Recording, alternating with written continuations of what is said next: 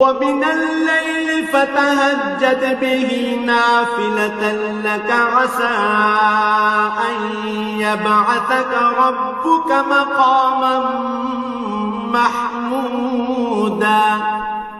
রাতের কিছু অংশে তাহাজ্জুদ নামাজ প্রতিষ্ঠা করো, এটা তোমার জন্য ফরজ নামাজের অতিরিক্ত একটা নামাজ।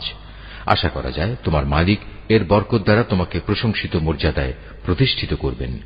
وقل رب أدخلني مدخل صدق وأخرجني مخرج صدق